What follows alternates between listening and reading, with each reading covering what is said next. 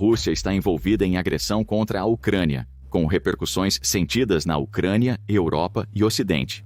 Desde 24 de fevereiro de 2022, quando as forças russas invadiram a Ucrânia, entre 10 mil a 16 mil civis foram mortos por bombas de fragmentação russas e aproximadamente 444 mil soldados ucranianos pereceram. Porém, o número real deve ser bem maior, encoberto pelo caos da guerra. Até 2023, de um total de 41 milhões, 8 milhões de pessoas se tornaram deslocadas internamente, enquanto 8,2 milhões fugiram do país, levando a Europa a vivenciar sua maior crise de refugiados desde a Segunda Guerra Mundial, relembrando a última vez que um país europeu havia sido atacado. A guerra Rússia-Ucrânia é o pesadelo do Ocidente na Elm Street, e os últimos dados são péssimas notícias para o futuro ucraniano. No entanto, o problema é que a guerra na Ucrânia não definirá apenas o futuro de um país no meio da crise. Seus resultados significarão o florescer ou a ruína para o leste europeu e, futuramente, Europa Central. Retomando o efeito dominó, como a Europa reagiu enquanto a Ucrânia seguia desmoronando e queimando. Mais precisamente, como a França agiu desde o início do conflito.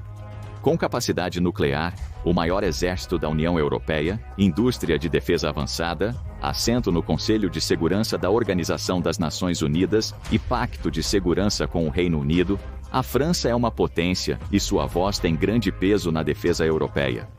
Contudo, a Europa e seus aliados têm se decepcionado com a postura hesitante da França perante a crescente agressividade russa desde 2014 e suas ações na Crimeia.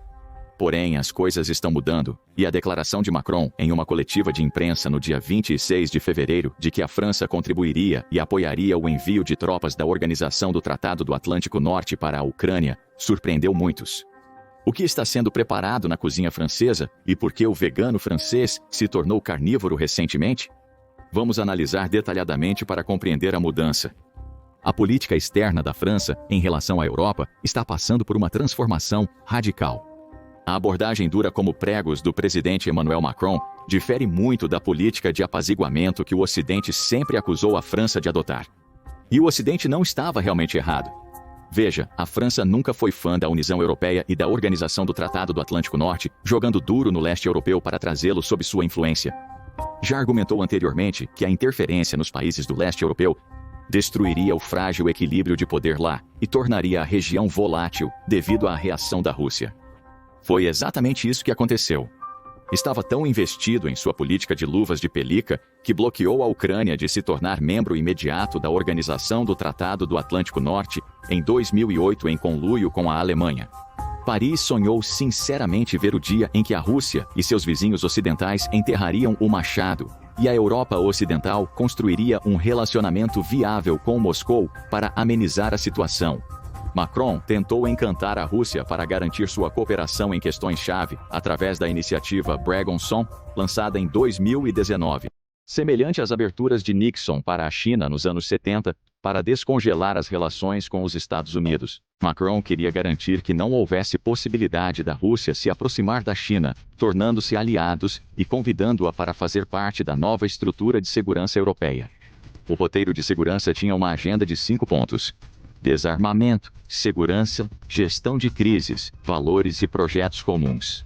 O objetivo era promover uma melhor integração europeia e eurasiana, garantindo as fronteiras dos membros da Organização do Tratado do Atlântico Norte e da União Europeia, prometendo um arranjo mais produtivo com a União Econômica Eurasiática da Rússia e facilitando a gestão de conflitos regionais, como o da Ucrânia.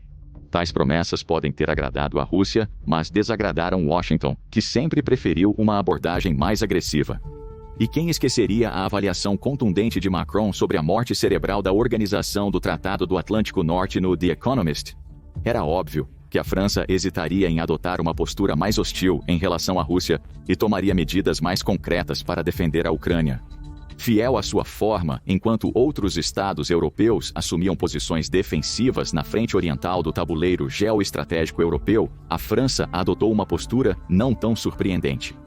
Uma abordagem maternal com apenas uma leve repreensão por sua imprudência.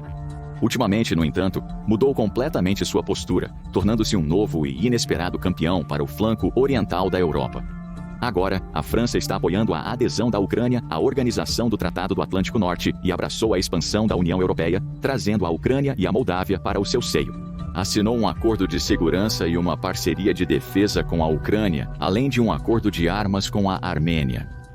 A França é a força por trás da criação da Comunidade Política Europeia, que é uma nova organização europeia, estabelecida para melhorar a cooperação entre as nações europeias democráticas nas áreas de segurança, energia e livre circulação de pessoas, e notavelmente não convidou a Rússia para a festa do bairro. Macron também se ofereceu para abrir a estratégia política comum para países que deixaram a União Europeia, para a Ucrânia e para os estados dos Balcãs Ocidentais que estão buscando se juntar à União Europeia, todas essas ações sendo acompanhadas por uma linguagem agressiva em várias plataformas. Essa mudança ficou evidente em junho de 2023, em uma conferência em Bratislava, onde o presidente francês admitiu que os países da Europa Central estavam certos em sua avaliação dos planos russos e que sua política de diálogo com a Rússia havia falhado. Essa aceitação precedeu o primeiro tiro retórico em 26 de fevereiro de 2024, seguido de perto por uma barragem de fogo vocal direcionado à Rússia. Em 5 de março, o presidente Emmanuel Macron reiterou seu apoio ao envio de tropas terrestres ocidentais para a Ucrânia durante uma visita à República Tcheca. Vários países como Lituânia, Estônia e Canadá manifestaram apoio às visões de Macron, mesmo enquanto Alemanha, Estados Unidos, Polônia e Reino Unido descartaram qualquer possibilidade. Não terminou aí. Enquanto falava em Praga, Macron declarou que os europeus não podem ser covardes ao enfrentar Moscou. Em reunião com líderes parlamentares no dia 7 de março de 2024 em Paris, Macron declarou que, se a Rússia tentasse romper a linha de frente, a França não imporia limites na defesa da Ucrânia. Então, por que a França aumentou a hostilidade tão repentinamente? Há um método na loucura, e as razões nos dizem que Macron não está louco de todo.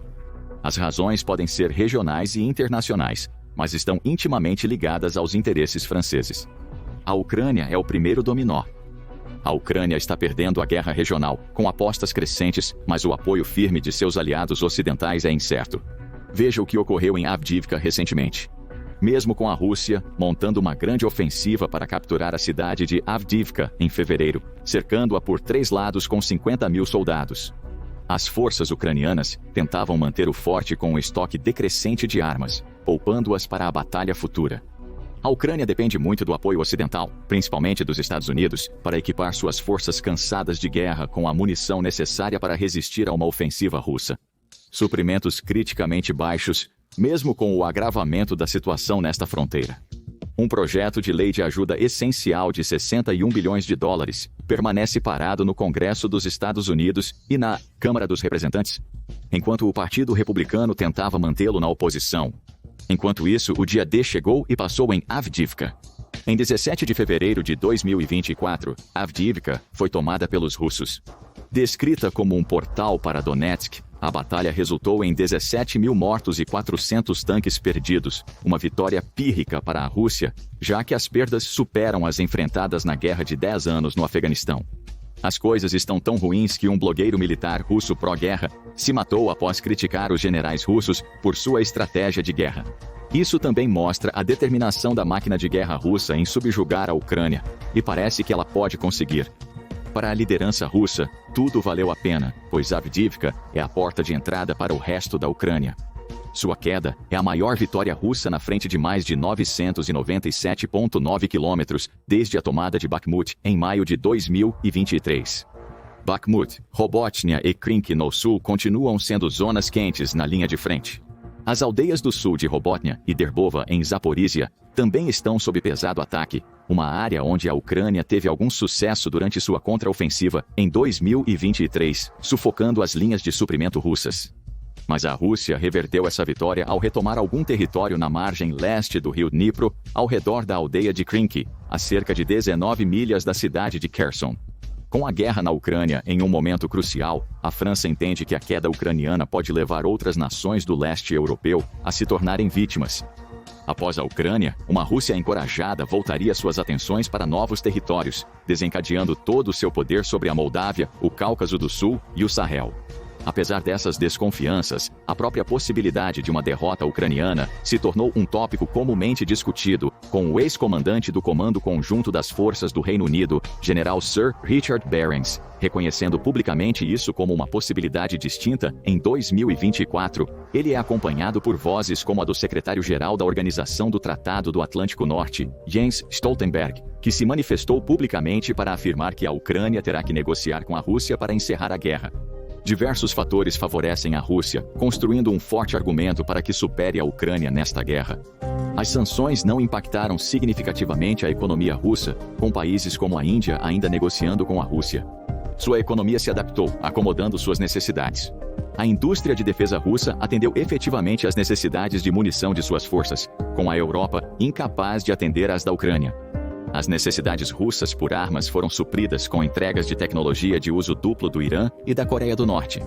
Enquanto isso, a China supriu sua demanda por componentes elétricos e ferramentas de máquina para produzir armamentos. Isso permitiu ao Kremlin pressionar as tropas ucranianas na frente, especialmente no Donbás, no leste, onde as forças russas intensificaram a pressão recentemente. Tropas russas estão concentradas na fronteira com Kharkiv. A segunda maior cidade da Ucrânia está sob cerco de 100 mil a 120 mil tropas russas, levando a evacuações obrigatórias de 3 distritos na região. A Europa sabe que a Ucrânia está ficando sem tempo, deixando-a com poucas opções. Mudança de geopolítica na Europa. O impasse russo-ucraniano desequilibrou o equilíbrio de poder interno na Europa. Antes, o leste da França era mais pacífico que o sul. Agora, a maior ameaça vem de seu vizinho imediato a leste, invertendo essa realidade. A Organização do Tratado do Atlântico Norte se tornou seu guarda-costas predileto. A ovelha negra da região, a Polônia, se tornou o estado da linha de frente favorito de todos os tempos na guerra, ultrapassando França e Alemanha. Nos últimos anos, a imagem da França e da Alemanha sofreu um duro golpe. A política da França para a Ucrânia os faz parecer fracos, mas eles estão se esforçando para mudar essa imagem e deixá-la para trás. Temporada de eleições nos Estados Unidos. A política interna americana também não está ajudando. Donald Trump tem grandes chances de ser o próximo presidente dos Estados Unidos. Presidente que famosamente denunciou a Organização do Tratado do Atlântico Norte como obsoleta e aumentou o desconforto na maioria dos círculos europeus. Algumas retóricas de Trump na campanha eleitoral foram especialmente virulentas.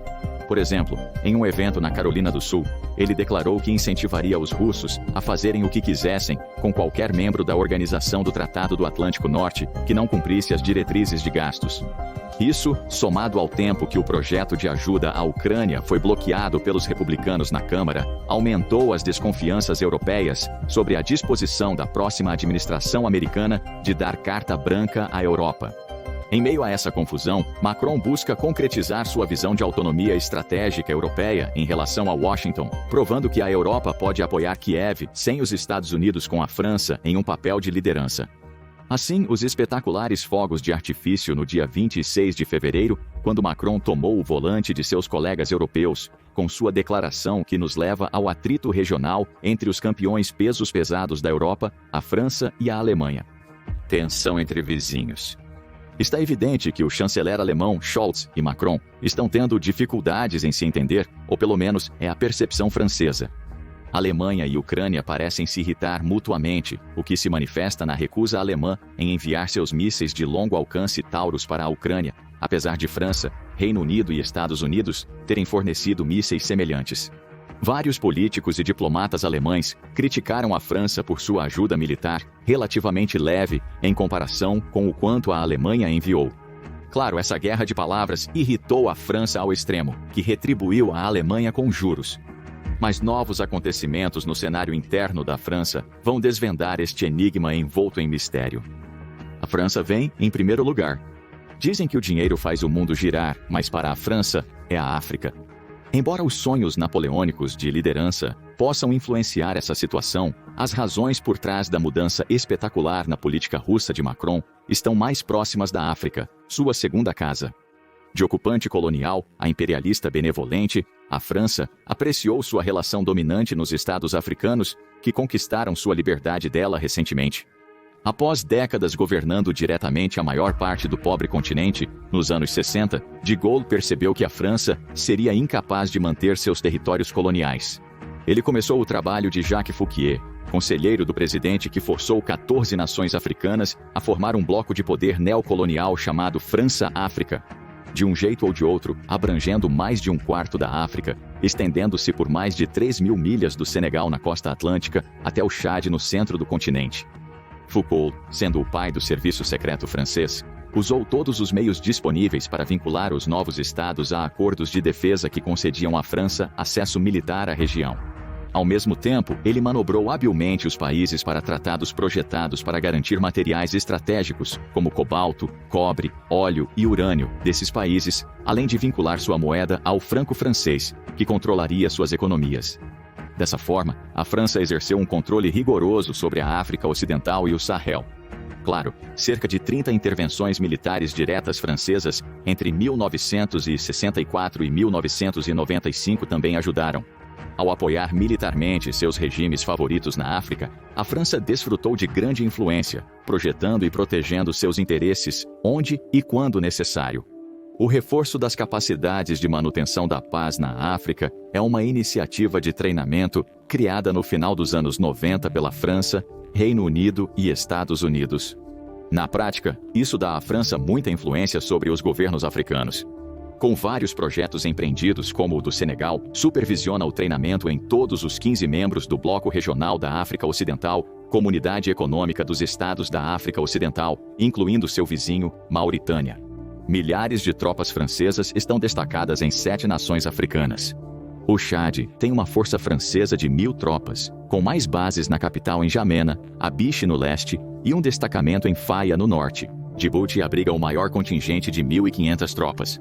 Os elementos franceses em Gabon incluem uma unidade terrestre no acampamento Chat de Gou, em Libreville, e uma unidade aérea na base aérea de Guy-Pedou, totalizando 350 militares. A Costa do Marfim concede controle operacional à França, através de sua base operacional avançada como parte de uma parceria de defesa estabelecida em 2014. Cerca de 950 soldados foram destacados lá como parte da Operação Le Corne, uma força de paz francesa criada após a Guerra Civil de 2002, que permanece lá até hoje. O Senegal tem quase 400 soldados, conhecidos como Elementos Franceses do Senegal, baseados em 2 acampamentos em Dakar, a capital. O IFS, supostamente para treinamento, tem permissão para usar o aeroporto militar da cidade, com a facilidade de uma estação de rádio de alta frequência em Dakar, em Rufisque. E quem esqueceria o Níger, com impressionantes 1.300 a 1.500 soldados franceses, aviões de combate e drones para operações de contra-terrorismo, agora sob influência russa após o golpe de julho. Esse golpe indica uma forte onda de sentimento anti-francês crescendo na África, mas a França ainda culpa a Rússia, e essa onda não diminui. Tudo começou em agosto de 2022, quando golpes consecutivos no Mali resultaram no novo regime, expulsando 2.400 soldados franceses estacionados lá, que tiveram que se retirar para o Níger vizinho. Em setembro de 2023, a França sofreu outro grande golpe quando Macron foi forçado a retirar tropas e embaixador do Níger. Quando o último soldado francês deixou o Níger, a nova liderança militar fechou seu espaço aéreo para a França e contratou o grupo Wagner para apoio, insultando ainda mais os franceses. Entretanto, o público apoiou o golpe com multidões vistas acenando e vestindo bandeiras russas. Enquanto os soldados franceses se retiravam do Mali por ordens de Bamako, surgiram novas pegadas do grupo mercenário russo Wagner, aparentemente seu novo aliado. O mesmo padrão surgiu em todas as áreas semeadas fora da influência francesa. A França deixou Burkina Faso em fevereiro de 2023, sua terceira perda no continente, seguida pela República Centro-Africana. O novo governo de Burkina Faso chamou atenção ao declarar rapidamente uma nova parceria estratégica com a Rússia.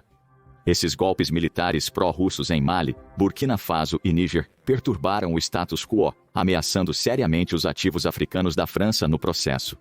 Desde 2014, a França destacou cerca de 5.000 soldados para a Operação Barkhane, em colaboração com 6 nações do Sahel na África contra o Estado Islâmico, que teve que retirar.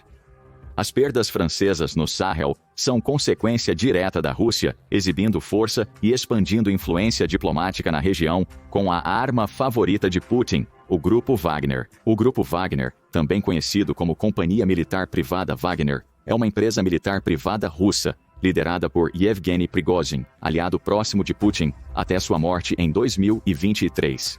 Este grupo é uma extensão do poder russo quando Putin quer estabelecer sua presença em uma área. A Rússia também trava uma guerra de informação sofisticada e coordenada, liderando a França e seus aliados no continente, estimulando a revolta pública contra seu ex-colonizador. A campanha de desinformação russa pinta a França como uma força imperial, com a Rússia como a libertadora final da dominação francesa. E parece estar funcionando. Uma rede informal de fazendas de trolls, produções de filmes, contas falsas, influenciadores africanos pró-Rússia e parcerias com a mídia local estão sendo usadas para promover sua agenda, novamente com vínculos ao grupo Wagner. As forças de Wagner avançaram rapidamente na África. Eles estão conduzindo operações lucrativas na região, como operar minas secretas de ouro no Sudão e assumindo a administração da maior mina de ouro na República Centro-Africana, com lucros esperados na casa dos 100 milhões anualmente. Está desfrutando de acesso irrestrito a operações lucrativas, ganhando 200 milhões de dólares desde 2021 ao fornecer segurança para o Mali contra rebeldes islamistas. É evidente que a França está perdendo a batalha pelos corações e mentes dos africanos, e os recentes golpes no continente favoreceram a Rússia nos últimos 2 anos. Contudo, a desfrancesização da África é parte de uma astuta jogada estratégica russa, e a organização do Tratado do Atlântico Norte foi pega de surpresa. Tudo isso começou nos anos 90, em retrospectiva. Enquanto a organização do Tratado do Atlântico Norte se aproximava da fronteira ocidental russa, Moscou reagiu conduzindo operações especiais para garantir aliados na Ásia Central, lançando uma manobra de flanqueamento em 2 continentes antes da invasão da Ucrânia em 2022. O primeiro impulso dessa manobra foi visto em 2015, quando Moscou saltou sobre a barreira da Organização do Tratado do Atlântico Norte na Turquia e abriu uma enorme base aérea em Latáquia, no norte da Síria. Usou a mesma tática em 2021, traindo um aliado dos Estados Unidos, Israel, fornecendo ao Egito 2 dúzias de seus avançados caças Sukhoi 35, colocando seus pilotos em pé de igualdade com os israelenses, voando com avançados caças americanos F-35 que Washington negou-se a fornecer ao Cairo. Ele tem cortejado o príncipe saudita Mohammed bin Salman para estender sua influência mais ao sul. O uso da Rússia do grupo Wagner para estender a influência russa pelo Sahel foi a última dessa manobra. Se Moscou prosseguir sem impedimentos, terá flanqueado com êxito a Europa e, indiretamente, os Estados Unidos, formando um arco geopolítico de influência, varrendo o sul através do Oriente Médio e se estendendo para o oeste por todo o Sahel, que se estende desde o Mar Vermelho até o Oceano Atlântico. O êxito dessa estratégia dependia de eliminar a influência francesa na África, transformando antigas amizades em novas rivalidades. A reviravolta na política externa da França em relação à Rússia é incrível demais para ser ignorado. Apesar da França ter perdido seus territórios africanos de influência nos últimos 2 anos, o jogo já estava praticamente decidido uma década atrás. Em um momento, governou mais de 1/4 do segundo maior continente do planeta azul. Agora perdeu tudo isso em menos de 1 ano, tudo por causa de um homem, Putin. As declarações beligerantes de Macron são os estertores de um rei destronado, e está claro que provavelmente não farão muita diferença. Agora confira. Poderia a aliança da China, Rússia, Coreia do Norte e Irã destruir a organização do Tratado do Atlântico Norte? Ou assista a este vídeo em vez disso.